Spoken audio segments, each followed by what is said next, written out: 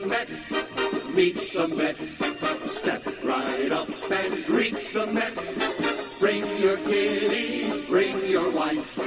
Guaranteed to have the time of your life because the Mets are really socking the ball. Knocking those...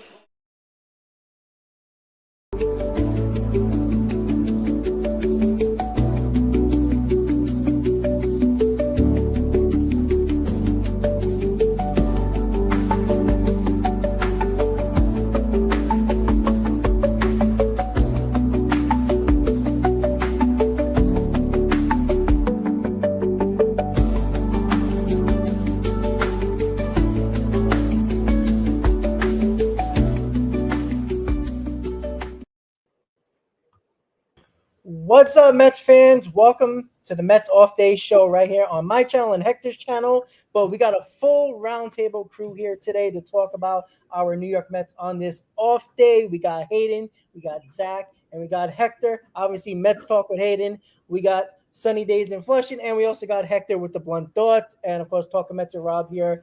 How is everybody doing on this lovely off day? Everybody can take a deep breath. Mets lost, Knicks lost, of course. A shitty New York day for most of us, but we do have a very fun day tomorrow as New York will be jumping with Mets fans, Yankee fans, and Knicks fans for Game 6 of the semifinals in basketball, and of course the start of the Subway Series in the borough we don't really like in Yankee Stadium. Guys, how is everybody doing? Hayden, what's up, buddy? Yeah, what's going on, Rob? Good to be back on here. I know it's been a hot minute. I think it's the first time this season. So, Rob and I, we go way back, like 4 years now, probably 2021, I think. So it's been some time. We've seen the good, the bad, and the ugly. Emphasis that. So it's good to be back here. And yeah, Mets are, you see the record right there. You see it. So positive, Hayden, indeed. So good to be here. Mets Talk with Hayden is the name, and I'm just super excited to talk some baseball here. LFGM. There you go, Zach. How you doing, buddy? What's up? I'm doing pretty good. I'd be doing a little bit better if the Mets and Knicks could have closed it out yesterday. The Mets with the sweep over the Pirates and the Knicks, advanced into the Eastern Conference Finals against what will be the Pacers. But not too bad. We got a battle in the Bronx starting tomorrow. We have a Game 6 in the Garden, so hopefully we can kick off our weekend in an exciting fashion. That would be nice. That would be nice. Hector, I like the shirt. What's up, man? What's going on? What's going on? I know Rob and Hayden with a Mets hat. We've made progress. Hayden with a Mets hat, baby. Yes, sir. And that's not Chris, but how you doing, Zach? Doing good, Hector. No, man, excited to be here. Always have fun talking to you guys. And it's been a minute, like Hayden said. So looking forward to this weekend, and having fun so far with our team. Yeah, riding the wave, baby, riding the wave of what is the 2025 season. That's what I'm calling it this year. Yeah, hey, that's what it is, right? Yeah, exactly what it is, right? 12 games over 500, first place in the NL East, 2.5 games up. You keep on winning series, you're gonna find yourself leading that division for the entire year, and they got to continue that tomorrow. But we're gonna start with the homestand. It wasn't a perfect homestand. It wasn't the well-played homestand. 4-2. Obviously, we lost one against the Cubs. We lost one against the Pirates. But overall, it was a solid homestand, 4-2, as we head on I'm going to call it quote-unquote road, so to speak, as we're not really going that far, to the next borough and then to Boston. But, I'm really good with the homestand. I'm happy with the homestand. I'm a little annoyed about yesterday, but, you get games like that, and you just got to, brush it off and play tomorrow. And I'm glad they have an off day, resting our bullpen, resting all the guys. If there was something tweaking Juan Soto because of the other day when he slid into second base, everybody's going to try to get as healthy as possible. Hector, I'm going to start with you with the homestand. How are you feeling with this Mets team overall after this homestand? Are you concerned about this team in some sort of way, or are you confident going into tomorrow's start of the Subway Series with this homestand? I'll start with concerned, and I'll say it's hard for me to get concerned at all this season with this team because I feel good about this team. I feel confident in this team, And when I say I feel confident in this team, I should say I feel confident in this organization right now. So I feel confident in our ownership. I feel confident in our front office and everything that entails, analytics, pitching lab, all that good stuff. And I feel confident with our coaching staff led by Carlos Mendoza, who people want to fire every other night or label him as the worst manager in history every other night. So it's hard for me to get concerned. Do I get annoyed? Rob, you know me. I get annoyed. You know what I'm saying? I ride the wave. Like I said, I used to call it a roller coaster. This year we're going to call it the wave since I don't know if you saw I made a big deal about the wave at City Field, and some people came after me. So I said, you know what? I'll ride the wave. I'll ride the wave of the 2025 season because I think it's going to be a good wave. So I'm not concerned. I get annoyed at some points. Right now, I'm not there. I feel good going into the Subway Series. Yeah, we're 6-4 in the last 10. We lost our last game, but we won the series. If you look at the Yankees, they're 6-4 in the last 10. They went 2-1 in their last series. What's the difference? That they won their last game and we didn't? Nah, not a big deal to me. So I feel pretty good right now. I feel pretty good right now. I really do. I'm actually looking forward to this series, and I know we'll probably get into it. And you have it there. The pitching matchup's probably not the best in some people's minds. But hey, there's a good test for these guys. They've been doing pretty well. McGill, a little maybe stumbled recently, but they've done pretty well for the most part. So let's see how they can do with the big bad Yankees in Yankee Stadium. But I feel good. All right, I like that. I like that positivity from Hector right now with that confidence of Let's the see how long it lasts. Yeah, hey, listen, hey, it's the confidence of the organization, right? You start with it's very hard to trust the Mets organization with all the years that we dealt with, the teams over the years and the organization and the missteps of management all over the place. So I completely understand you have the confidence in the organization, needed to do the right thing to put in their players in the right position to win. And that's all you can ask for, right? They got to play on the field and let the best man win. So, Zach, same question. Hector took the words out of my mouth. I mean, I'm confident in the organization. I guess this past series, really, out of the last 10 games, is really the only one I was a little bit frustrated with. They were still able to squeak out the 2 wins, but I'd love to see some more from the offense. The pitching has been great. Clay Holmes, even though he let up the 4 runs yesterday, still had himself a nice game. I think that first home run was kind of BS. Very easily could have been a strikeout there. He's out of the inning, and we're talking maybe a different ball game, at least in terms of his final line. But other than that, I think the off day was much needed after some hard fought series, some ups before the Diamondbacks away series, and then they're kind of down with after that last game against the Pirates. Get a day off, regroup, collect yourselves, and get ready for a battle, because this weekend is going to be a battle. We have 3 good pitchers. I know Schmidt's not having the best year, but Rodon and Fried are both pitching very well, Fried in particular. And Fried usually pitches pretty well against the Mets, so that should be a battle on Sunday. I'm just looking for some of these players to take advantage of that short porch in right field and really get the bats going super early, because that's one thing we haven't seen. We haven't seen too much of our offense giving big leads to our pitchers early on where they can pitch loose. And I think they need that, especially with McGill kind of stumbling a bit as of late, as Hector said. It hasn't been terrible, but it hasn't been as good as it was in May or April.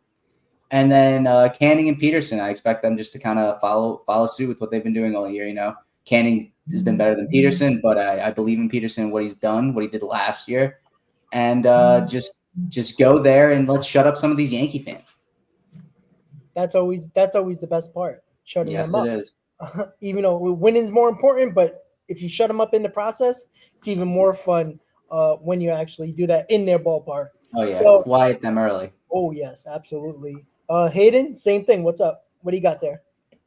Yeah, I mean, you look at this homestand. What was it, 4-2?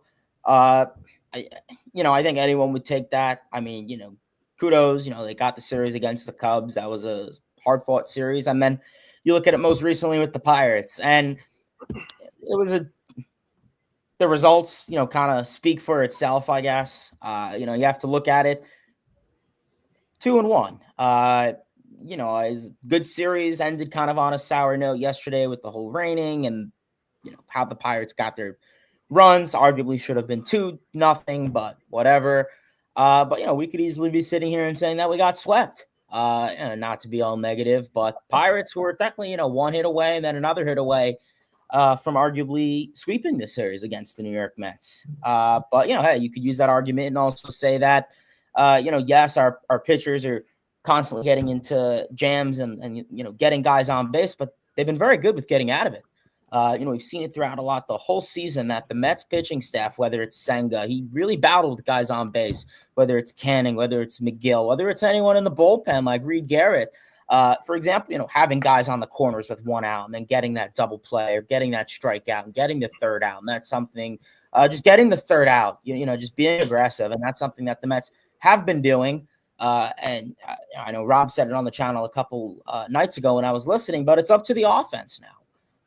The pitching is doing their job. You have the best pitching ERA in baseball, or second, I think it is now. I'm not sure if it's us or the Padres or Tigers, but we're top 3 to my knowledge. But it is up to the offense. And, when you're going, 3 for 19 with runners in scoring position, I'm sorry, but that's unacceptable. Echoing with what Hector said, I do trust this front office to make the appropriate decisions that need to be made. Maybe some of those decisions are, calling it with guys like Starling Marte, maybe moving 1 or 2 guys around the order, maybe playing certain guys every day who should be getting more starting time. But, kudos to the guys that are getting hot. Mark Vientos, Brett Beatty, Acuna. They've been playing great this past week. Alonso, Nimmo, Lindor, Soto's starting to warm up, but right now it's really just the runners in scoring position that's really irking me. And I know we'll talk about that, but I think that's really the only killer for this team right now. Is got to help out your pitcher. You got to give your pitcher an opportunity. And the Mets, with yesterday with Clay Holmes giving up 2 home runs as second and third of the season, but you never really gave Clay Holmes an opportunity. In the first inning they did, and then who was it? I think Marte, or then Terren struck out, something like that. But really is hard fought series. They won. They got the job done. Pitching came in clutch. The pitching is the winner of the series. The award of the series, whatever you want to call it. Offense needs to wake up, and going into the Subway Series, we'll see. Maybe guys can take advantage of the short porch, like Juan Soto. He knows that stadium very well for the year he played there, as well as some other guys who have been there in the past. But it's going to be the same agenda. Runners in scoring position. You need, especially a lot of these guys, Rodon, Fried. You get, action on them early. You got to score because they're going to settle in. And we've said that 1,000 times for the Mets going against good starting pitching. The starting pitching matchups, whatever. Expectations are, I guess, whatever they want to be. But, just get the job done. And I'm pretty satisfied with the homestand. Yeah, I think you have to be when you're 4-2. It could have been worse, right? We can always talk about it being worse, but it wasn't, and that's a good sign, right? Continue to dominate, or at least do extremely well at home, and look at the best teams in baseball. They're usually around 2 to 3 games over 500 on the road, and they dominate at home, where they're like 10, 15, 20 games over 500 at home, and that's where the Mets need to be. You're not going to be, on the road is, I think it's a crapshoot when it goes on the road. I don't care if it's a bad team you're facing or a really good team. It's just that's how, it goes in baseball. But I'm satisfied for the most part. It's always frustrating when you can go for a sweep and you lose that last game and you get the off day to think about it and, mull over it and all that stuff. But overall, I really do like it. Again, could have been better, but we'll take it right now. Obviously, with 12 games over 500, but the runners in scoring position, right? They have no issue getting on base. That has been probably the best thing about this offense, is that they get on.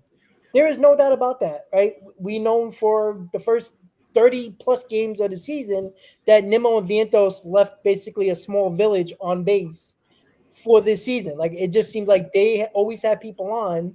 It was always Lindor, Alonso, and Soto getting on for those 2 guys, and they couldn't get it done. But as a whole, the runners in scoring position has been a major factor as to why they lost. I'm not going to say the majority, but most of the games that they should at least been more competitive in, or at least actually won those games. The runners in scoring position is a problem, and the offense was supposed to carry this team, right? everybody talked about it in the offseason. I mean, we all did, right? Whatever show we've done, we talked about the offense. We're supposed to lead the charge here. Everybody has their own opinions about what the starting rotation is, the pitching lab, and all that, but nobody was picking the pitching rotation to be number one leading this team, and they are right now. I think that does have to change because at some point, the pitching is going to, I'm not going to say struggle, but slow down a little bit. And that's where we need the offense to pick it up and do their job and what they're supposed to do. Because I think we can all agree here that there's another level to this offense that we're still waiting to see 44 games into the season.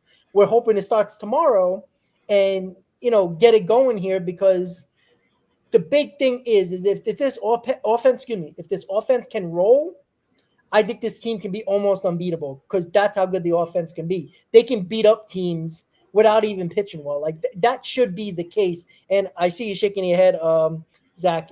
Yes. What's up? No, I couldn't agree more. I mean, they could put up some crooked numbers and score runs in droves. So there's no reason they shouldn't be. I mean, they're one of the worst in hitting with runners in scoring position. They're one of the best in on base percentage in the league, top 10, 8 to be exact. So that there's ample opportunity to score runs and really pile on of opposing teams, especially early, which needs to be what they do going forward. I mean, we're not expecting them to hit 500 every night with runners in scoring position, but hit the average, and then a couple times a week, let's go above average. That you're going to have that off game where it's going to be weird conditions. You're playing a ton in a row, and you're going to have a bad game. You're going to have an off day on offense, and that's where the pitching can pick you up. And you hope they can, and they've shown they can so far. But we need to do more on offense where it's not only relying on the pitching to bail us out. It needs to be the offense stepping up and carrying a majority of the weight, and winning these games for this team. I think one little just tidbit I wanted to throw in on top of with the offense is, I'm looking on, the past, the game scores, and a lot of the losses have been by one run. The two losses against the Nationals were by a run. One loss against the Diamondbacks by a run. The other was by 2 runs. A lot of these losses are 1 to 2 run games. So on the bright side, they're not getting, shut out or destroyed, but then you're losing these games that are at hand. And, the runners in scoring position is just something that is very frustrating. Because it's not just like 1 or 2 guys doing it. I feel like it's a good chunk of the lineup. It's obviously not all 9 hitters, but it's a good 3-4 hitters that are just being a culprit of it. So, hopefully this is something that they can sort out soon because, all the other numbers, like everyone's saying, they're fine, whether it's on base percentage, hits, average, blah, blah, blah, home runs, RBIs. It's just the one stat that they're like dead last in. I think they're like 28th or 27th in his runners in scoring position. Everything else there, 10, 11, 12, which I would say is pretty good for the Mets standards on that list. So, we like to talk about Eric, Chavez and Barnes, and well, that's going to be up to them. Yeah, I mean, there's a lot of 3 for 12s, 0 for 10s, 1 for 11s, through these stretches of games. And, heck, I want to ask you, look, nobody can just, put their hand on and say, this is the reason. But what is your thoughts of why do you think they're struggling with runners in scoring position? Do you think it's the mental situations, squeezing that bat too tightly? Do you think it's just, circumstance where they're just guessing at the plate? What do you think the reason is for them having issues with runners in scoring position? Well, first, I just noticed, props to you. That's dope. You got all our logos up there. Oh, So yeah. I just Gotta represent, man. Come on now. I just happen to notice that, and a little bit as to what these guys are saying, and sometimes I think things seem a little bit worse than what we think than what they really are, right? But to your point, Hayden, we are still number 1 in ERA at 2.84 or something like that. We are still number 1, but we are in 28th in runners in scoring position. We're actually 12th. And we may have gotten better. I don't know. We may, because we know we have struggled, and it feels like we're probably 30th. But I was just looking it up as we're having a conversation here, and they're actually tied for 12 or whatever the hell, or right about so. No, hold on. Let me make sure I'm looking at the wrong thing. That is home runs. Let me correct myself. That is, you might be right. It may be 28th. You know what? They're 25th with runners in Ooh, scoring even position. better. Yeah. All right, yeah. Hitting at 224, which is just terrible. Which is just terrible. And why does that happen? I don't know. I the approach sometimes I think could be questioned, but it's a team wide approach and it's something that they want to do, and it's the swinging at the first pitch. And I understand it. I understand it to a certain extent. I even understand that we saw early on in the season, Brandon Emo came up in a situation. The pitcher had walked a couple of guys. I think there was a mound visit. Brandon Nimble swings first pitch, flies out to center field, ball game over. I think it was for the last out of the game, or it may have been like in the eighth inning. The point is that started the conversation about guys swinging first pitch, but it's something that they've done. And I've listened to Mendoza talk about it, and I've listened to Brandon Nimble talk about it, and it's something that they want to do. That is their approach. They want to be controlled aggression, I think they called it, right? But at the same time, Mendoza did say at one point, hey, maybe Brandon Nimmo was being a little bit too aggressive. Maybe there are certain situations where you want to take a pitch or two. You want to, wait the pitcher out. So maybe there's some of that. We obviously know, for whatever reason, as a hitter, you fail to realize that the pressure is on the pitcher in those situations. The pitcher has the guys on base. He's led those guys on base. He's the one that now needs to get out of it.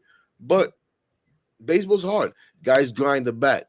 I think the good thing is that, at least for me, it's team wide, but we're also seeing a guy like Juan Soto struggle with guys in scoring position, and we know that's going to be better.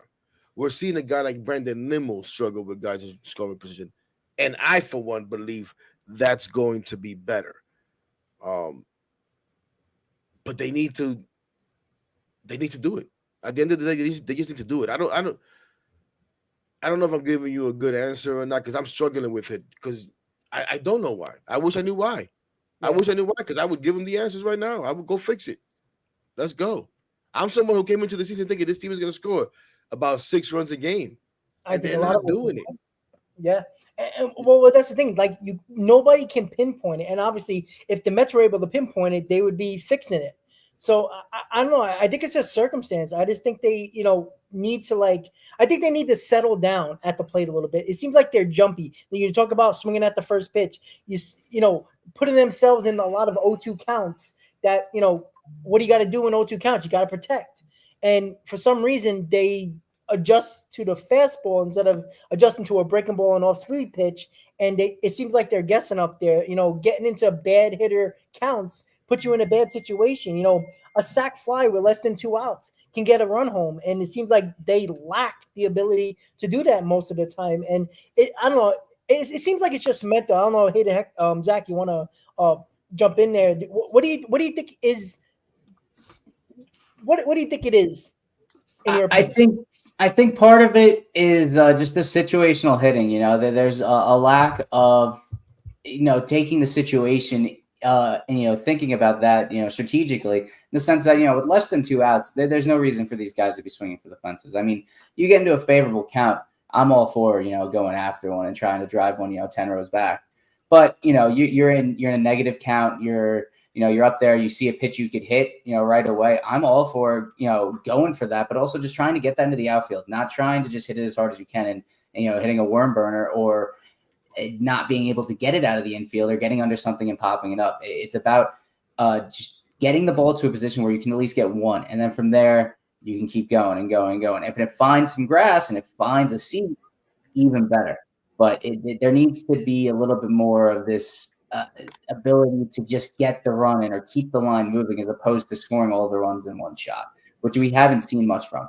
And I think part of it too, there has been a bit of unluckiness for the Mets. I know I've screamed this from the rooftop, but they have hit the ball hard. They hit the ball at one of the hardest rates in the MLB, harder than some other teams. And their batting average on balls in play, which is kind of just middle of the pack, so that they are, when they do hit the ball and they do put it in play, they are finding outs on average a little bit more than other teams. I think they're in the bottom half of the league in that. So they're getting a bit unlucky, and they're just not trying to get the run. They're trying too much to do. They're trying to do too much. Soto's, I feel like he feels some pressure. Vientos probably felt some pressure to continue next year. Nimmo in a new position, batting cleanup. He's probably feeling some pressure. The guys that aren't feeling the pressure are, Lindor and Alonso. And Alonso should be feeling the most pressure trying to get a contract. And Lindor trying to follow up what was a second place MVP year. He should be feeling a ton of pressure. So I think it's about starting to get these guys settled and just trying to not impact the game too much with one swing. Yeah, that's a good answer. Hayden, what do you got there? How do you feel about that? Yeah, I mean, the runners in scoring position, like you said, it's not like it's, this is why or that's why. I think it's a mixture of things. I think, yeah, it definitely could be a mental thing. I think you could also make the argument that, different guys are, playing in a different spot in the order. Minus maybe Lindor and Alonso, most guys are in a different position in the lineup than that they've been in the past. For the last 100 and something games, you could say, considering into last season. But most of it is just the team is great offensively when there's no one on. They don't swing out of the strike zone. They don't expand the zone. They're taking their walks. Seeing a lot of walks. They're taking their walks. They're getting on base somehow, some way. They're getting their base hits. They're getting their doubles, their extra base hits. And then it comes bases loaded, one out, and then you're seeing whoever it is. I mean, Marte is a great culprit, swinging outside the strike zone, getting some weak contact, and then boom, and then it's 2 outs, and then it goes, oh well, there goes the sac fly. Could you still try and guarantee a walk? Nope. So I think it's just being disciplined at the plate, and a mixture of being aggressive to being calm, and just trying to get that run in. And whether you get the sac fly, great. Whether you get a walk, great. Not so much hitting with runners in scoring position, but one thing I have noticed is there's been a lot of double plays. That is something that I have noticed. So maybe the Mets running a little bit more. Lindor's a guy who I would like to see run more, because whether it's Vientos or someone, Alonso batting behind him obviously doesn't have a whole lot of speed. Trying to get away from that double play. Soto's 8 double plays so far this year. He's had 10 with the Yankees last season. So I mean, he's a guy who and I get people say, oh, hitting the ball hard, and I get it. Unfortunately, it's a result oriented game. But then on the other hand, you could sit here and say, well, they're hitting the ball hard. Good things will happen. Eventually, it won't find glove. It'll find the grass, and that will happen. Guys like Soto will start to break out, and whoever else is hitting the ball hard, but. Really, right now, just changing the approach with runners in scoring possession. And I don't know if it's a Chavez and Jeremy Barnes thing. I'm curious to see their opinion on it, because it seems like a completely different approach when there's no one on, when they're getting guys on, to when they have runners in scoring position. And it's a big thing. It's it's arguably why you have the losses that you have now. Most of them are generated around runners in scoring position. And going on to later parts of the season, the pitching is not going to hold on as long as we want it to. Guys are going to, eventually start to get down to what they're more projected to be. And, hopefully the offense will step up. But, right now, my biggest thing is just discipline at the plate and run more. And that's why I like Acuna. Acuna's a guy, 10 stolen bases. So I think he's a guy who could easily get like 30 at 35, 40 at the end of the year. So, put the ball in play and steal on the bases. That's the biggest way to deter with runners in scoring position, in my opinion. Yeah, it's a good point with the stolen bases, but what about the lost art of hit and run? That seems like a lost part of the game that analytics basically threw out the window. And if even if you're not old school, right, the hit and run is not just that it's so concerned of, analytics says, but if you strike out, there's the possibility of a double play. Well, if you hit the ball on the ground at a fielder, it's going to be a double play. So but the difference with the hit and run, it moves the middle infielders, right? It moves whoever's going to be covering second or short. It moves the infielders. It gives a larger hole either on the shortstop side or the second base side, where the hitter can actually put the bat in the ball and hit it in that direction. And hopefully, you end up first and third and whatever the outs are. And that's what they should do more. And, the Mets have done it a little bit more than I've seen other teams do it. And again, I'm not sitting there watching, Colorado Rockies baseball, at 11 o'clock at night. But it seems like there's it's a lost art. And I think it's still fundamentally a good baseball play that is not used enough. especially with a team that doesn't have a lot of speed. And let's be honest, besides Acuna and you could throw Lindor in there, this team doesn't have much speed, right? They can still go first to third. They're not barreling over bases or anything like that. Alonso, legs wide spread running, but he can pick up the speed a little bit. But these guys can go first to thirds on a single, but sometimes I feel like it feels like it's base to base. Like they try too hard or they don't get the job done, and it's like, all right, here we go again. So they're gonna force the issue, like Azakar, what was it last night, getting thrown out, forcing the issue a little bit because they're trying to do more because they're not getting it done at the plate, and that can get you into trouble. And obviously, it got us into trouble yesterday. Gets us into trouble in other games where we might be trailing. And Hayden said it earlier.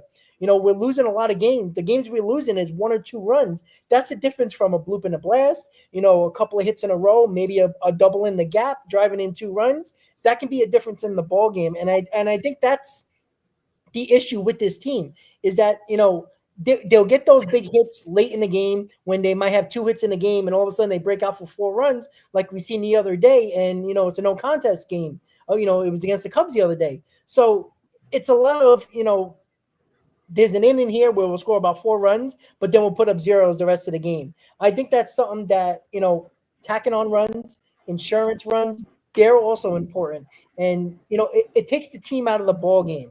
And that is something that the Mets have lacked to do this season. Yet they're 28-16. So I have no clue what the hell I'm talking about because they're 28-16. Like it's I know the pitching has been really damn good, and I'm shocked as all hell. And again, it's only 44 games. It's not even a half a season yet. So I'm not gonna, vote anybody for Cy Young right now. But it's amazing what they have done. Besides McGill kind of going through a little bit of a rough patch his last 2 starts, everybody's been damn good. And it's like, it doesn't make sense to me at all because, Cannon has been a career disaster, right? Peterson, since before last year, he's been, average at best. Senga was hurt last year. McGill, inconsistent. That's been his career. And, Clay Holmes is not a starter until he is this year. So, it's amazing what they're doing. And, Hector, I wanted to ask you because, Zach, I don't know if you live in New York. I'm not going to, if you are. Okay. So you guys been to City, you've been to Met games. I've been on the road to Met games. But have you noticed anything different just from your vantage point? Like, obviously, we know what they're throwing more of, the better pitches of what they're good at and lacking, not throwing the pitches that suck less often, which I guess is the key to the lab. But have you noticed anything, Heck, that, their demeanor on the mound, their confidence on the mound? Is it just they're on a better team and they feel more confident? Because we know Cannon, for example, has been on a bad team with the Angels. Is it just being on a good team that changes the whole mentality, or is it a combination of everything? And I think that's it right there. It's a combination of everything. Yeah, especially for a guy like Canning. I'll tell you one thing. When I watched Canning in spring training, that's one thing that I came away with was like, man, this guy at least seems confident. Like he got a little attitude to him. He does. That intrigued me, and we've seen that play out throughout the year. Has he always been like that? I don't know. I couldn't tell you because I never watched Griffin Canning like that. You know what I'm saying? Maybe pitch against the Yankees, a bad day that I was watching the Angels or whatever the case may be. But I think it's a combination of everything. I think it's a combination of the good work that we're doing, the good people that we have now, the pitching lab, and they keep talking about the pitching lab is everything. I remember saying on the roundtable last year at one point, like, yo, I don't think everybody understands really the pitching lab, and how Jeremy Hefner said it's gonna take a while because you have to gather this information, you have to gather different outings and stuff like that to put it into the then computer and see what it spits out and what kind of numbers to compare them being out there on the mound during the game to what you're doing in a controlled environment of the pitching lab and in bullpens and all of that stuff. So I think it's all of it. I think it's all of it coming together. I think it's a team having a little confidence, like you said, because they're a good team. They believe they're a good team, and they're playing like a good team, and that helps too, right? And they're also playing off of each other. Yeah. One guy does well. It's always good to have that healthy competition amongst teammates where, oh, You're going out there, you're throwing 5 shutout innings, 6 shutout innings, or you win 5 innings today and they're asking us to go longer in games. I'm going to go six. Oh, you went six? I'm going whatever the hell it is. But I think it's a combination of all of that. I really do. Yeah. Yeah, with Canning, I mean Hector hit it. I mean he's pitching confident, and I didn't watch any of him in Los Angeles. I think the only time I saw him, I think the Mets played him last year, if I'm not mistaken. He was statistically the worst pitcher in baseball last year. But I think what Stearns and Hefner found in him, they found a way for him to just basically redefine himself and reform himself as a starting pitcher and focus on throwing his two best pitches, which is the slider and the changeup, the off-speed stuff, and really throw the fastball much less, just throw it to change the look, change the eye level of some of these hitters to keep them off balance. And I think just the confidence he built from spring training, knowing he could do it there and then carrying that over into the regular season. I mean, he's been a force up there for the Mets. He's been our best starting pitcher so far. I think bar none. I mean, I think Kodai Senga has been better, but Griffin Canning on a consistency basis, other than the one start, he's going 5 or more in each outing, and he doesn't walk as much as the rest of as many batters as the rest of the starting pitchers. And to me, just week in, week out, I feel most confident with him on the mound. And then Clay Holmes, I truly think from seeing him in the Bronx, he was never meant to be a reliever. He seemed like someone that could get shaken very easily on one bad pitch. And now that he's a starter, the one bad pitch doesn't matter as much. You know, you let up a 2-run home run. Well, there's 5 more innings, 6 more innings of me pitching. I could easily right the ship and keep it a close game. Whereas a reliever, that 2-run home run could be the deciding factor between your team winning and losing. Whereas he can settle down much more easily after allowing some runs, after a bad inning, after a couple bad pitches. Now, as a starter, he couldn't do that as a reliever. It was like, holy shit, how do I correct this? How do I make it so that I can keep the team in the game? Or what do I do now? I've just given up the lead, and now I have to go and get 2 more outs, get 3 more outs. So I think that was a great find by Stearns and Hefner, deciding to switch him over to a starter, especially since I'm pretty sure he started his minor league career as that, and then did start his first season in the bigs, if I'm not mistaken. So, and it's worked over the past couple of years. Like Michael King was a reliever turned starter. I'm trying to think who else. Garrett Crochet. Yeah. Seth Lugo. There we go. Seth Lugo, Garrett Crochet, all these guys, you find something in them and you can build upon them and turn them into starting pitchers. Yeah, you know, that's actually an excellent point, saying, you know, it's not just one pitch, one at bat that can, you know, change the outcome of a ball game. You got time to, you know, fix that issue, so to speak, or give your team a chance to win. That's a great point by you, Zach, when it comes to that. Yeah, you know, and yeah, you know, it is amazing. You know, the one concern that I do have, and, you know, I brought this up many times on multiple shows, and a lot of people in the chat are probably going to say, yep, Rob's saying it again, but it's true, right? We don't know when it comes to a guy like Clay Holmes, when he hits that 90-plus pitch innings mark, right? Is he going to break down? Can he pitch 6 innings and still pitch well? Is that all those innings that's added onto his arm, is that going to, you know, because we've seen it last year, right? At some point, it took until the playoffs, but the guys started to break down a little bit, right? Their pitches weren't as sharp. And it kind of cost us in the Dodgers series, to be quite honest with you, even though, you know, because they beat everybody up offensively, but you saw the pitching kind of like lagged behind in the playoffs. You know, later we got into the playoffs. Now it did take it to the NLCS, so it could be a lot worse.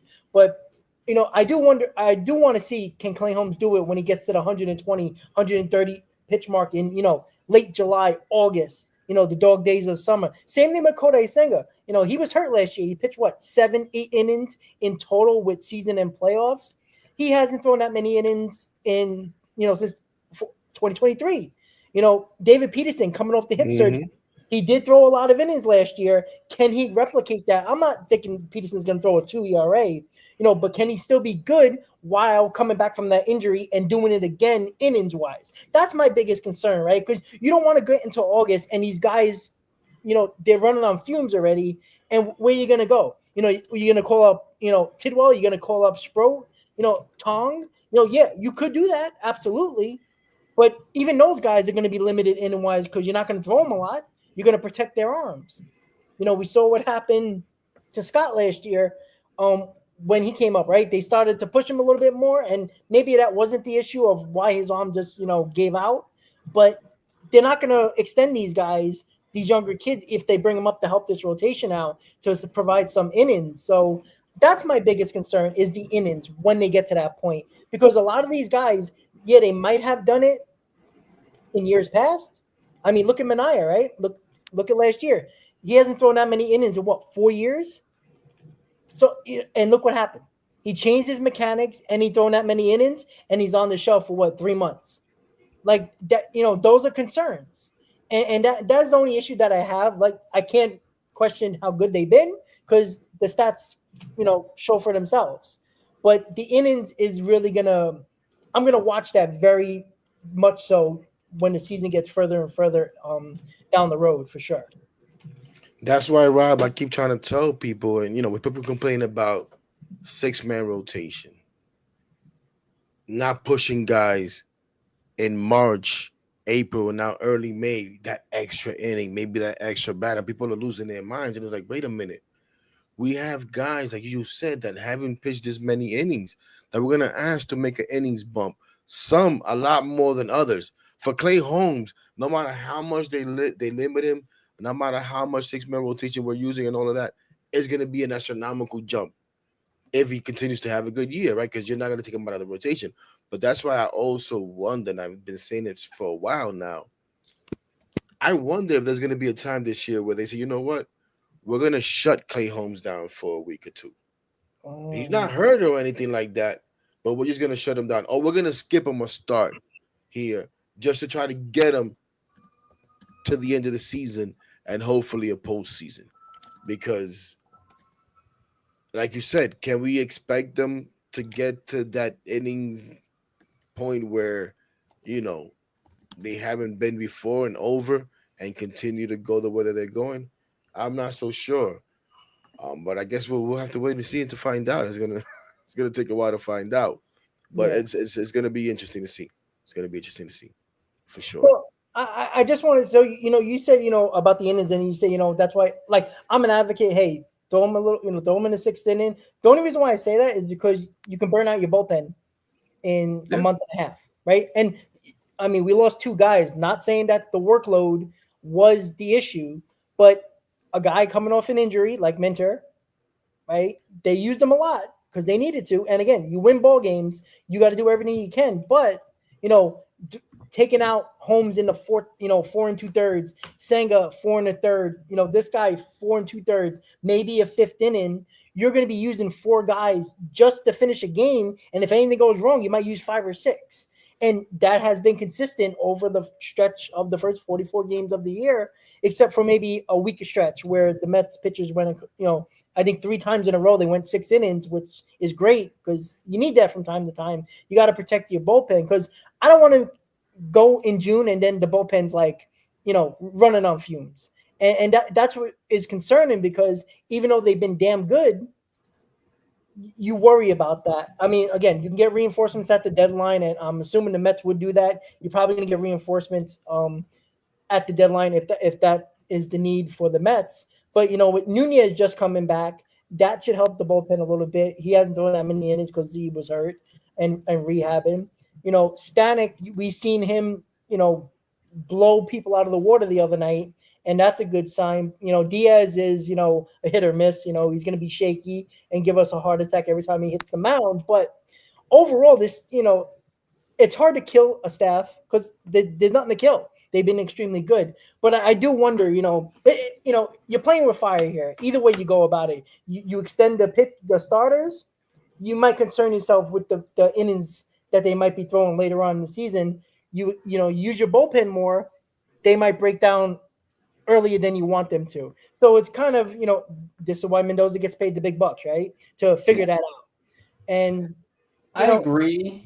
And I agree and I disagree. I agree, like you said, you don't want to burn out your bullpen, especially earlier on in the season. You want to keep them fresh. But in the Mets specific case, I think it's a bullpen built to last. I mean, obviously you have 2 injuries earlier on in the season.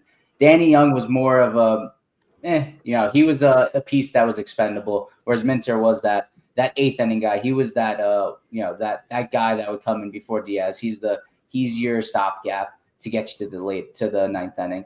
And obviously him going down was a big blow. But outside of him, you got guys like Brazaban, you got Kranick, you got Buto, who has been shaky so far. And then you have Daniel Nunez, who just came back and, hopefully will start to grow on his previous performances and get better and better.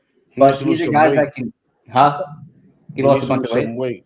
Oh, he does need to lose weight. Yeah. He does. He needs to find his consistency, find what he had last year. But those four guys are all guys that can go multiple innings, and that can kind of alleviate some of the issues you have with guys not going as deep in the games as you'd like. Whereas you can bring these guys in twice a week to pitch 2 innings, and that can eat up some of the innings that were left on the table by your starters and still keep your back end guys fresh. So it's a matter of not burning out the back end guys, because I think these middle relief guys, the long guys, they can help with that issue to some regard. It can't be all 5 starters in a week going 4 or 5 innings. You need some guys to at least pitch into the 6. But if 1 or 2 guys can't make it that far, that's okay. One little thing I wanted to add was I was watching this Mets podcast. It's through like SNY or the Mets. You guys probably know who it is, but I don't remember their names. But they had Griffin Canning on theirs, and he was kind of saying, essentially he didn't say it, but how he worded it was he's happy he's with a winning organization, and that there really wasn't much pressure, obviously going to a successful franchise, and that him and the starting pitchers early on in the season, like the first 2 weeks when they weren't going long into games, right? Holmes was going like 4 1/3. McGill, guys were not going 5-6 innings, and then all the pitchers kind of got together and they had like some like reward thing where like they would win money or meals or something weird. But I thought it was kind of interesting. It shows like a little some type, I guess, friendship. I don't know, but I think when it comes to the Mets overall, like my general opinion when it comes to going deep into games is like I get it's May 15th. I guess when it comes to Mendoza, the bullpen management, how long do you leave them in? I guess it's good to be cognizant and nurture them, but at what level? Obviously we saw last year, we came into around almost June and our bullpen was taxed, right? Reed Garrett, he was finished for the season. Daniel Nunez hurt, Christian Scott hurt. So I get it's smart that they're playing it safe. It kind of gets into the issue when you have guys like Clay Holmes, who've never been a starter, and you sign him to be in the rotation. Yeah, it's a risk you take. Unfortunately, and that's the same risk the Royals took when they got Seth Lugo, the Padres, Michael King, whatever, Yankees, whatever. But I would say right now, if they're going 5-6 innings, this is a team that I trust. And, I get a little worried, typically like you asked me in the beginning of the season, I'd say, someone goes 4 innings. Well, you got Budo. Do you trust Budo right now? Not really a whole lot. I mean, he's looked off to Nunez, another candidate who, I don't know if it's the weight. I don't know what his issue is, but he's a guy who has not been it this year. But right now, I guess I know I'm kind of going on a whole tangent, but just being able to go deep into games because it really just is a big blow to this bullpen. And the last thing you want them to do is get overtaxed. And I get it. Plenty of guys have options; they can go up and down, but really tip of the cap to them this past 2-3 weeks. They've been going 5-6 innings, and that's all I'm asking for. This isn't 1985 anymore. Guys are going 130 pitches, 9 innings. I wish that was the case, but unfortunately it's not. So if I don't really know if Mendoza has set limit number for guys. Like I don't know if Clay Holmes has like a 100 pitch limit, or if it's only 2 times around the order. That is like one thing I would like to see how the Mets with Mendoza and Hefner operate. But I guess just right now, nurture them, but nurture them at a smart level. Yeah. I don't think there's pitch limits or anything like that per se. I think early on, right, you stretching these guys out. So little by little, you build them up. Oh, so you hear them mention, he got to this pitch. We were going this much with him, especially with Kodai Senga. We heard it early on. I think now we're at the point that it's more about how they're feeling, what maybe the prior start looked like. How did the days in between? How did you feel? Because that's another thing that I always say, especially as it pertains to the bullpen, is it's kind of easy to sit, look up. Oh, this guy pitched last time. He threw this many pitches. He's available, but we don't really know what he's dealing with. You know what I'm saying? We don't know if he feels tired, even though we think he hasn't pitched in 2 days. He hasn't. Why the hell is Mendoza not pitching this guy? Or why is Mendoza not using this guy in this situation? Or why is Mendoza only using him for 2 batters? He didn't pitch for 2 days. He should have used him for an inning and a half. But maybe Mendoza didn't want to use this guy at all because he's been wearing out a little bit, but he had to because the game dictated it that way. But that's why he's only using them for two hitters. You know what I'm saying? So I always try to, especially with the bullpen, be careful with how I criticize that. And the other thing is, and I think Zach alluded to it a little bit, is, and Hayden kind of did too, in a maybe the dismissive way, in the sense that this year they did try to have depth when it came to relievers, and we've used it, but we haven't had to use it so much, right? Because we still have our main guys, the Reed Garretts, Stanek, Buto, Diaz. They're all still healthy. The unfortunate thing is that we lost both our lefties, Mentor, the main guy, and Danny Young, who probably I was the only one who was a fan of him, because I didn't think he was as bad as people said he was. So that hurts because now we're like, oh my gosh, we don't have any lefties. But I liked it when we got Genesis Cabrera. I don't know. I kind of liked it. I liked it when we picked him up, and I was like, okay, let's see what we get with this kid. And he hasn't been that bad. He hasn't been that bad.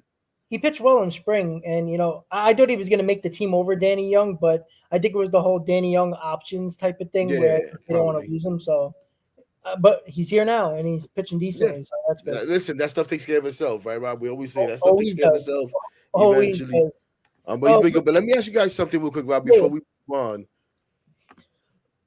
As it pertains to all this innings limit, and not so much innings limit, but my guy Jeffrey on my stream was asking, and shout out to everybody on my stream, whatever. Some comments I see here, whatever. He's asking, do we think Holmes' what did Holmes yesterday? If you thought he had a rough start or whatever the case may be, the struggles, was it the weather? Was it him pitching for the first time on 5 days rest? And what else did he put? Or just bad luck?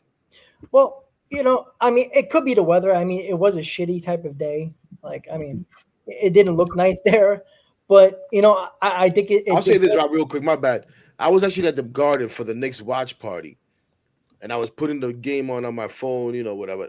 The first time I put it on was right as it started pouring. Yeah, yeah. And I'm like, what? And that's right, the fourth. He gave up the home run. Yeah, and I said, I don't like this. He looks uncomfortable. Correct. 2 pitches later, boom, gone. Yeah. Anyways. Yeah, like I said, it could be the weather. But, again, first time going on 5 days rest. I know that might not sound like a big deal, but I think it is. Like, this is a situation where the Mets were determined not to pitch these guys every fifth day from the start of the season. Go through the whole offseason. Anytime Stearns did an interview, 6-man rotation. Manaea and Montas gets hurt. Well, we don't have a 6-man rotation because we barely got a rotation. And then we were going through 5 days, and with all the off days early on in the season, they were able to give the extra days off. And then, when we went to that 13, 14 game stretch where we had no days off, the pitching, that was when we struggled a little bit. That was when we had to use the bullpen. They were going 4 2/3, 5 innings, not even going past the 5th inning. Can't even reach the 6th inning. And that was when the bullpen was starting to get overused, and we were struggling a little bit. I'm not going to say – I think it's a combination of both. I'm going to be fair to Clay Holmes here, but we're going to see it, right? They're not pitching Kodai Senga in Game 3, which would have been his 5th day. They're giving him the extra day. They're throwing Peterson. Again, doesn't mean the Mets can't win the ball game, but I would have rather see Kodai Senga against Max Fried, right? Best man against best man, but they're giving him that extra day. So, that annoys me a little bit because, again, I think this is as good as Kodai Senga has been, come playoff time, can he pitch twice in a 5-game series? Can he pitch 3 times in a 7-game series like most big pitchers do when called upon? I don't necessarily know. I mean, they might have to, but is he going to pitch well? Now, I know that's well down the road, but when you hear, and I'm glad Hector brought it up with Clay Holmes because they did bring it up on the broadcast yesterday. First time pitching on 5 days rest. a guy who's trying to be a starter here. Didn't pitch well. Now, he wasn't bad, and, the weather sucked, so it's definitely a combination, but you know what? You're not going to have perfect situations all the time. You got to still go out there and do what you got to do. And I'll give him the benefit of the doubt yesterday, but it was against a bad Pittsburgh Pirate team. Like, let's be honest about that. But the Mets offense didn't help him. So I don't know anybody's thoughts about that. I'm glad you brought that up, Chris. Hector, excuse me. I'm sorry. Again, I hate it. I'm sorry. I was just gonna say, I think it was really just two bad pitches. I mean, you look at that first one to Gaworski, or I've never heard of him before, so however you say his name. I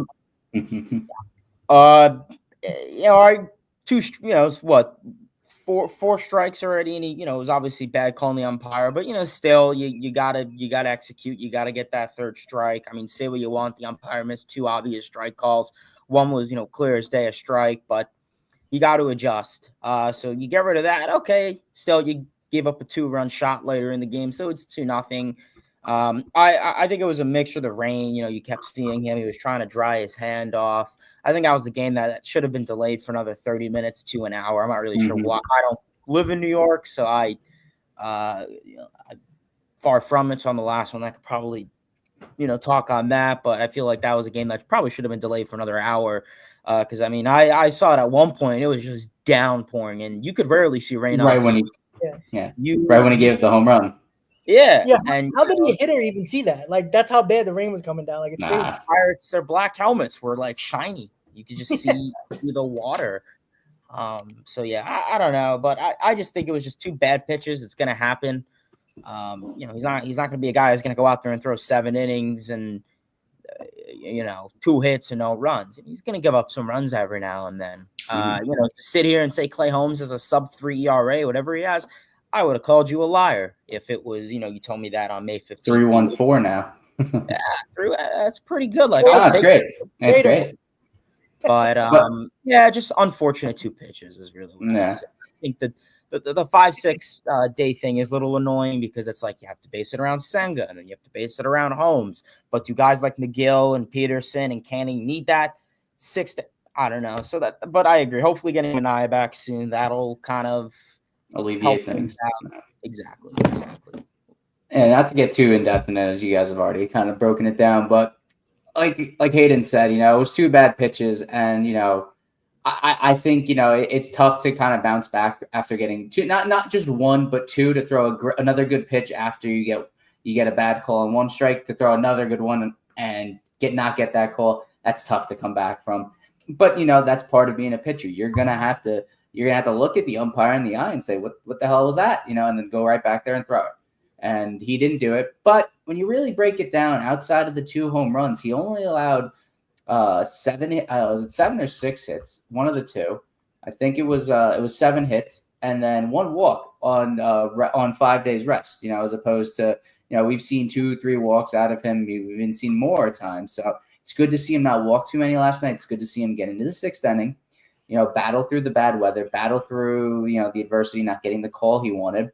And that could have been, if he does get that call, we're looking at a much different game. We're talking about a much different outing for Clay Holmes, where he pitched really well on regular rest, battling the weather, where the only reason that he only allowed those couple hits and wasn't as sharp was because of the weather, not us talking about how, he allowed 4 runs on regular rest and, contemplating whether he needs that extra day. Because I don't think he does. To get through that 6th inning was good on him. So I'm comfortable with Clay Holmes. I think he's one of our best starters. I think he's going to prove that. I think he's going to pitch a full season. I mean, I have no reason not to think that so far. And he's gotten better. He's gotten better as the season's gone on so far. He's been able to get deeper. He's been in more command of his pitches and his counts. He's been able to get deeper and deeper, and I expect more of the same to going forward. Yeah. What do you guys think about it being the raccoon? Guys in my chat are saying it's the raccoon. Shout out Jeff McNeil and Francisco Lindor from everything up last 2022. Yeah, I mean, all along. Is that a rat or a raccoon? It was finally a raccoon. Like, I mean, thank God. Now we finally know what it is. I know it was on all of our minds the last 2 years. We weren't really talking about the playoffs during the playoffs. It was about the rat and raccoon. Now we finally know. Lindor choked him because he knew he was wrong and said, McNeil, you were wrong, and just wanted to be right. And, he was wrong. So it's all right. we got a couple of MVP caliber guys here. Not McNeil, but Lindor is the MVP candidate, and McNeil was right. So McNeil just barely plays anymore because of Acuna. So good for him. All right, so I just want to before we get into the Subway Series and talk about that a little bit, got two questions here. One from Ray. It says, question, Beatty at third and Vientos DH. Thoughts on that? I'm a big proponent of Brett Beatty. I've been that for a while, even when he sucked. Hayden, I'll start with you. What do you think about that? Beatty at third, and Beatty has been the better defender this year than Vientos. But overall, what is your thoughts? Beatty at third and Vientos DH. I'm all for it, Ray.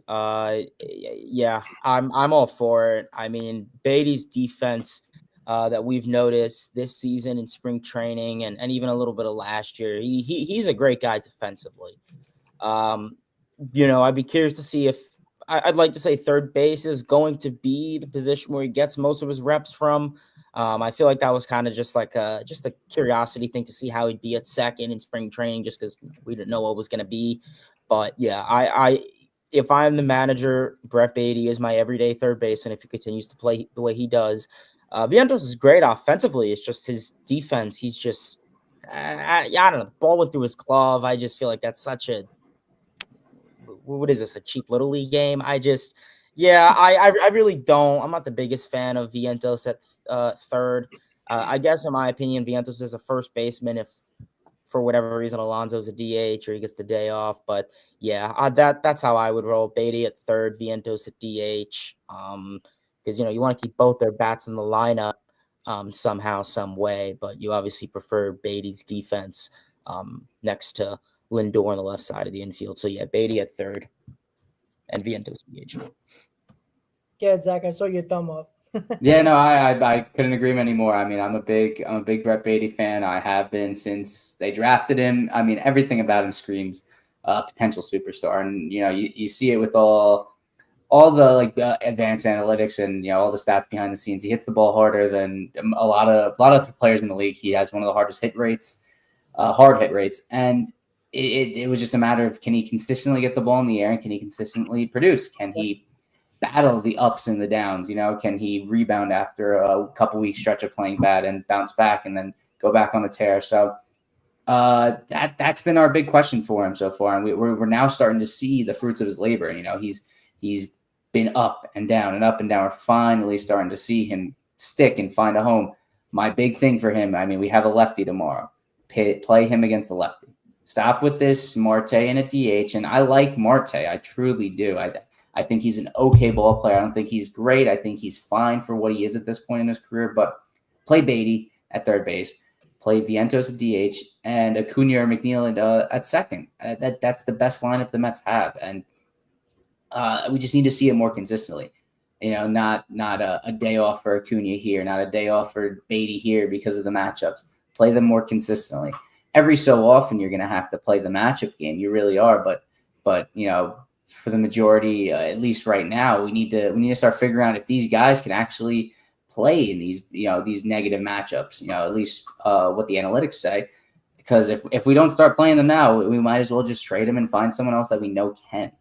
Because at that point we're doing a disservice to the player and then to ourselves, because we're just kind of wasting our time not putting out what could be the best lineup we have. What do you think, Hector?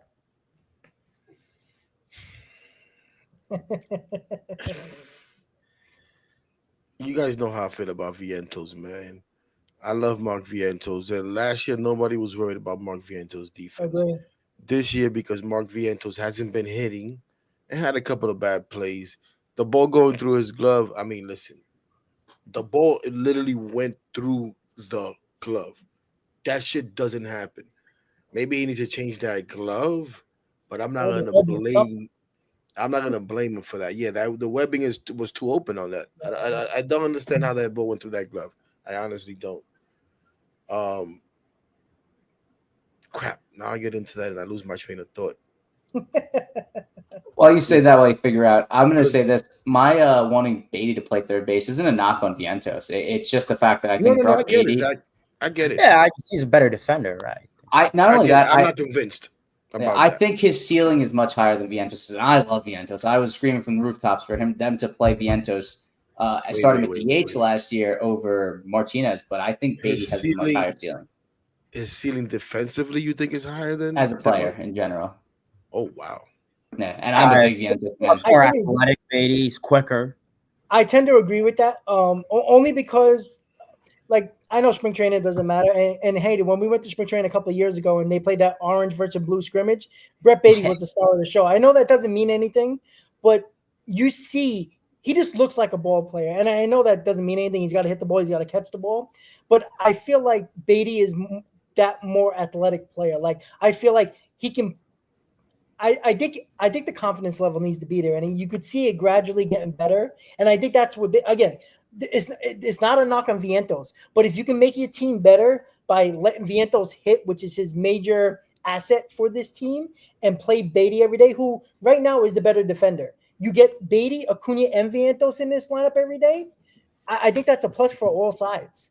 Whoever you want to root for, you know what I'm saying? I agree with that. I think both of them in the lineup is good, whatever, as long as they're both productive. I even agree that Beatty's quicker, more athletic than Vientos and all of that stuff. I don't agree that Beatty has the higher ceiling. I just don't see it. I think Vientos could be a freaking superstar, even if that's a fucking DH. But just to finish my point, so you could go, Hayden. I'm a Vientos guy. Listen, but whatever works for the team is what I'm with. What I did want to touch on was what Zach said, because I was having this conversation with my buddy Joe and Clark this morning, and it's the whole sitting left-handed hitters, because they only do it to left-handed hitters. It's not even young guys. It's to left-handed hitters versus lefties, and it drives me insane. Now, in our conversation with my conversation with Joe this morning, though, I was like, damn. Is Rodon the lefty that you want to throw him out there against? Rodon's a pretty good pitcher. I know sometimes, and especially as the Yankees had some rough outings or whatever, but he's doing pretty good if I'm not mistaken lately. Yeah. Is that the game that you want to say, okay, Beatty, let me see what you got against the lefty? Or do you want to give him, a lefty that's maybe not as accomplished or not as good? I don't know. Maybe he matches up well with him. I don't know. They know more about that than I do. I just wonder about that, because I always go back to Conforto, where they never let Conforto hit against lefties. And then when they finally let him hit against a lefty, it was like, I forget who the hell it was. I think it was Bumgarner or somebody. And he put him in a funk for like 2 months. Yeah. I remember that. I remember that. I worry about that when it comes to Beatty. Like, I agree. I want to see him against lefties. I wonder if Rodon is the guy to do it with. I don't know. Well, we'll see. In the Pittsburgh series, there was a lefty, not a good lefty. Beatty sat. Okay.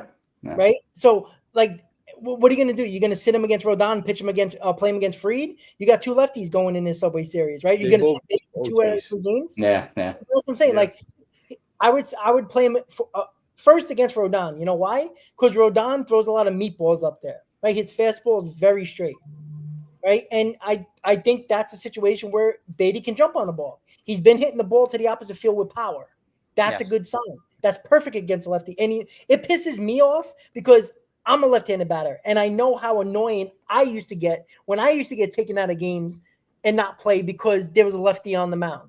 And I used to bitch and moan at my manager. I'm like, come on, throw me in.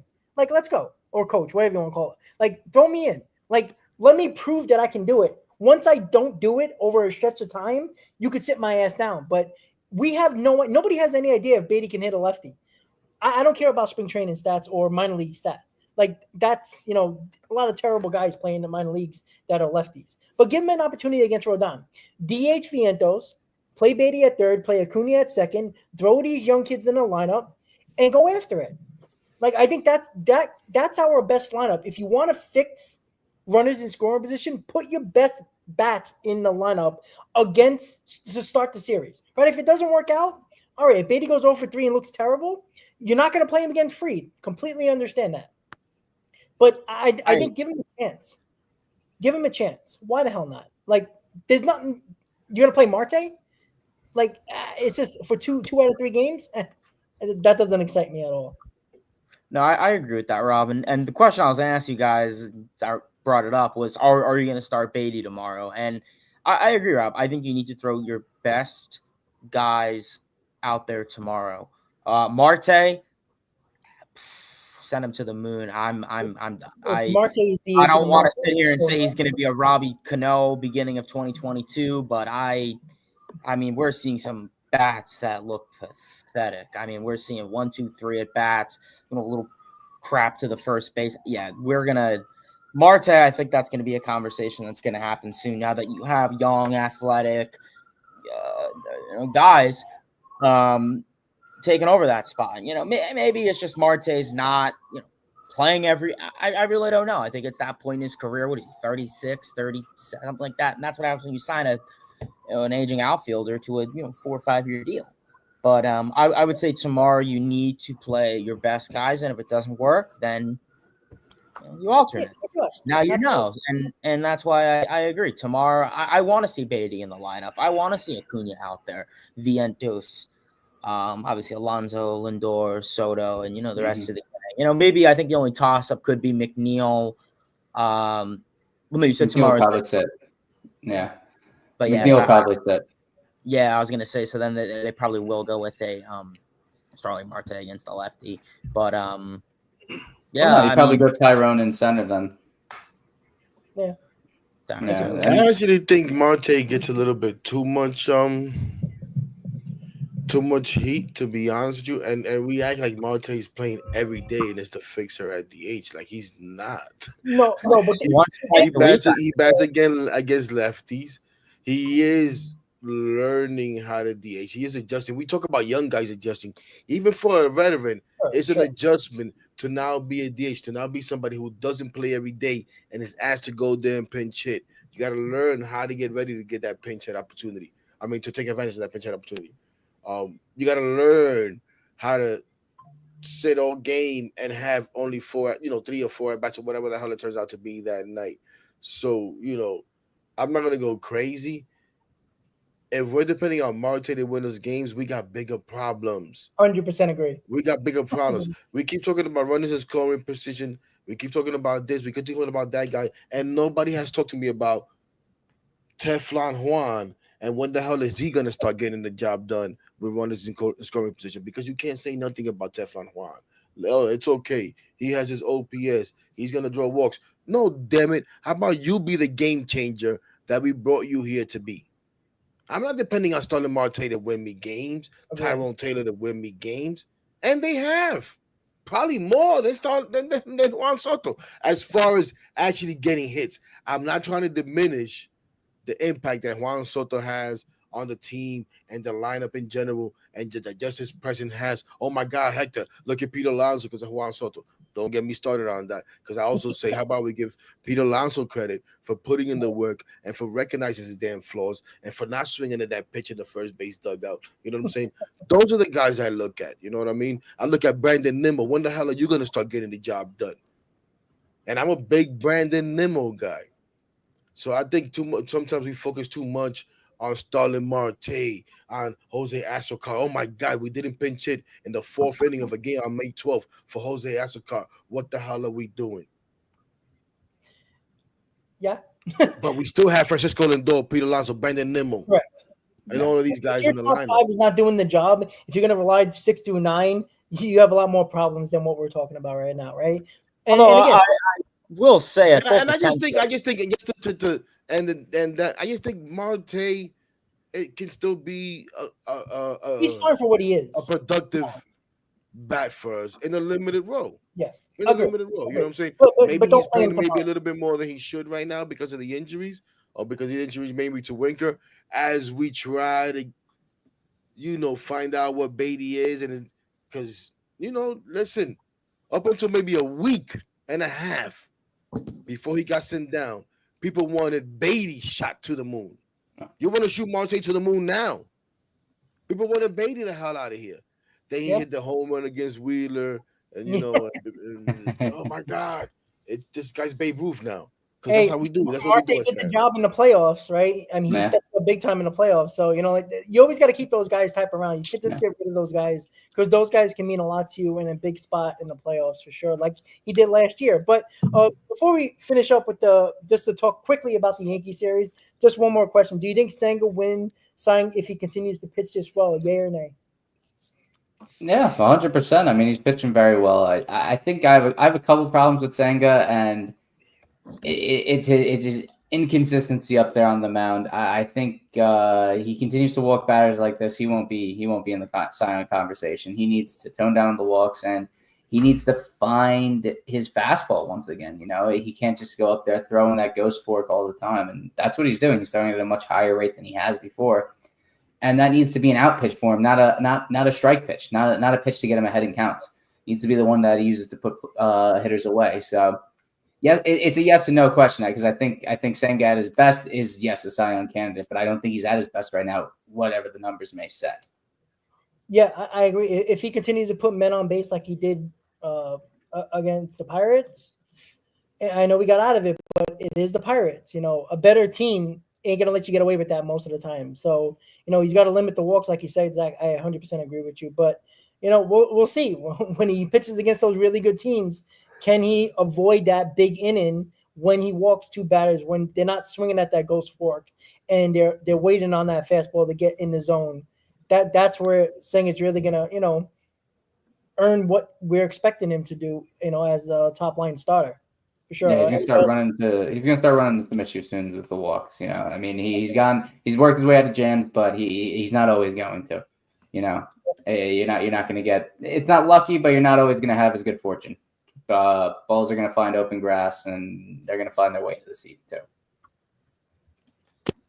Sorry, guys, I was looking at the comments. Give me a second, trying to catch up on all these comments. I think there could be multiple guys in the Cy Young. Griffin Cannon.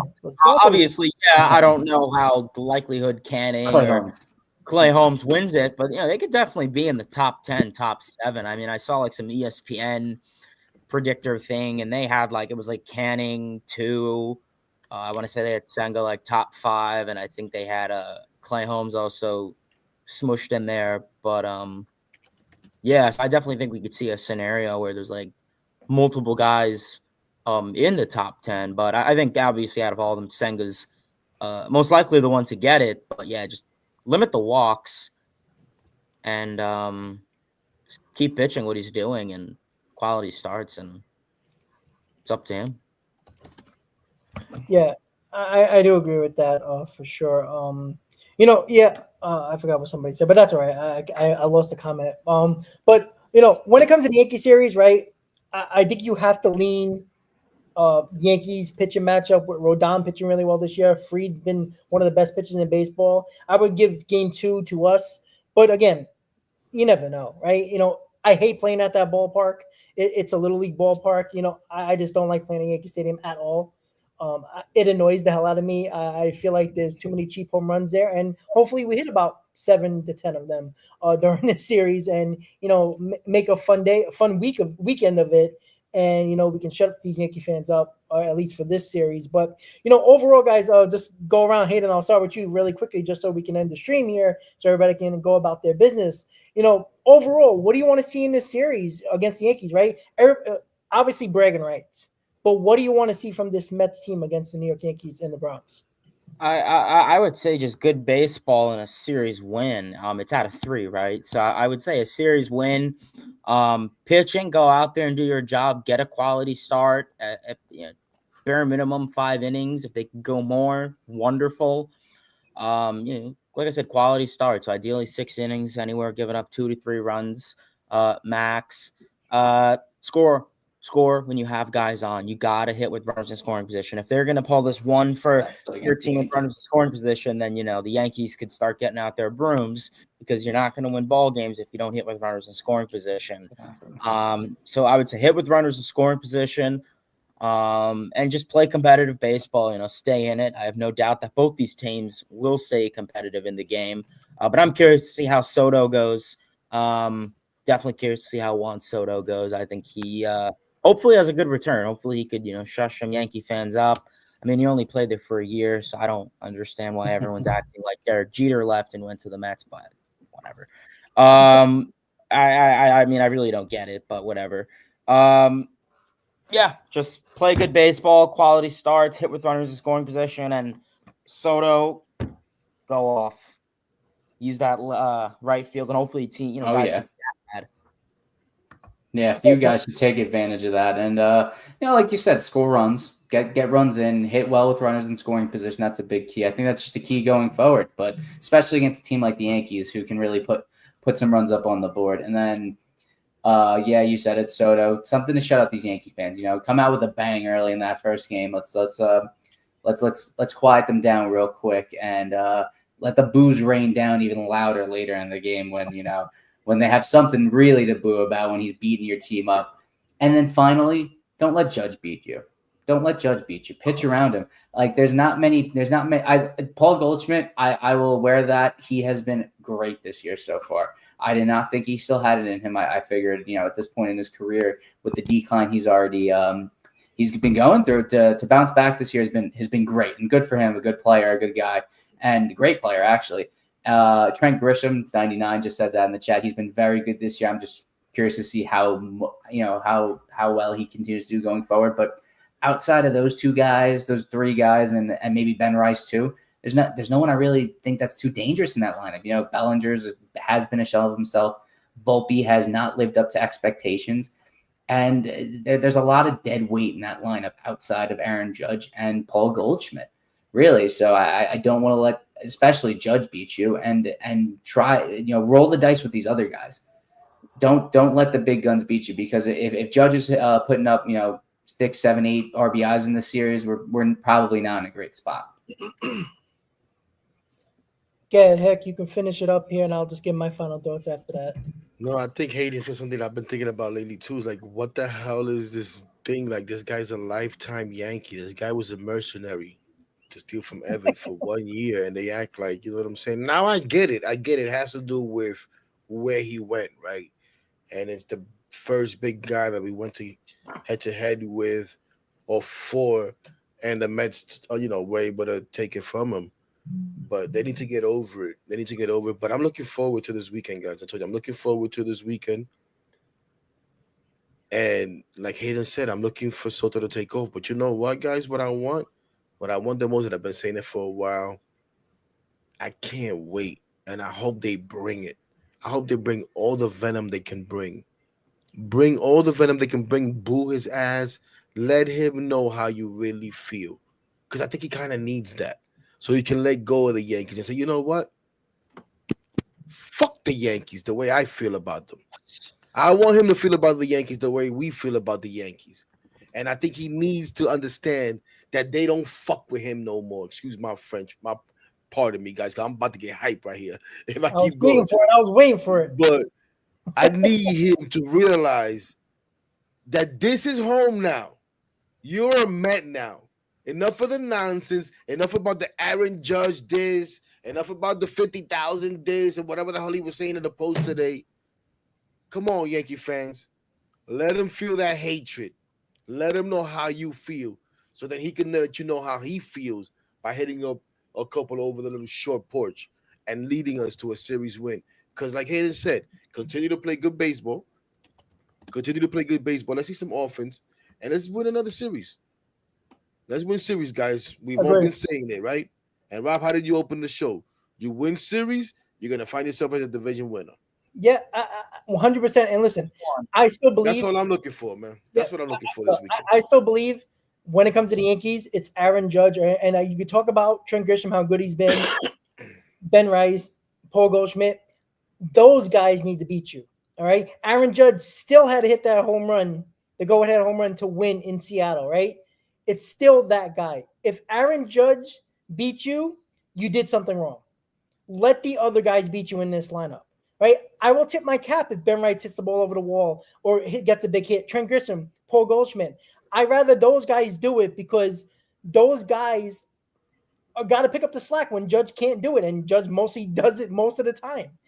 Don't give Judge an opportunity to cause damage. Let the other players do it, because more often than not, Judge is going to get it done over those guys. It's just that simple. That's how good Judge has been. Judge is MVP already. That's how he's an all-world player, right? All the respect in the world to him, but don't let him beat you. You don't make the best player on your team beat you. You just on that team beat you. You just don't. And again, it's not against Trent Grisham, Ben Rice, or Paul Goldschmidt. Paul Goldschmidt's probably a Hall of Famer, right? Ben Rice is one of my favorite players. I like him a lot. Trent Grisham is a guy who played well for the Padres all those years, and he's finally got an opportunity to play every day with the Yankees. As many Yankee fans last year did not want Trent Grisham on the team. So that's how, again, Met fans do the same thing with their players. Overall, don't let Judge beat you. If the other guys beat you, you tip your cap. That's all you're going to do, right? Respect, tip your cap. So win the series, right? You talk about the sweeps, bragging rights, right? Fuck the Yankees. Yeah, that's all great and all, right? But you win a series, you go on to Boston, and then you win that series. That's what you got to do here, because winning series is all that matters, right? I can care less if, what the Yankee fan says to us. It doesn't really matter. Boo Soto all you want. The shuffle will come out tomorrow because he's going to do it. I think he's been holding on for it. He circled that calendar for this series for sure at Yankee Stadium. So overall, guys, Hayden, Zach, Hector, I do appreciate you guys hanging on. Maybe we'll do this on off days more often. We'll see. Love that. This is cool. Chris will definitely join us for sure. So enjoy, everybody. Obviously, Subway Series tomorrow, pregame, all that other stuff. I'm assuming you, Hector, you might do a show tomorrow probably as well. All together, let's go Mets, guys. We'll see you Mets. all over hopefully soon, guys. Have a good night, guys. Let's go Mets. And thanks to all the guys hosting the show today, guys. LFGM, baby. Yes, Thanks, sir. Rob. Let's go Mets. Absolutely, guys. Have a good night. Let's go Mets. Thanks, Rob.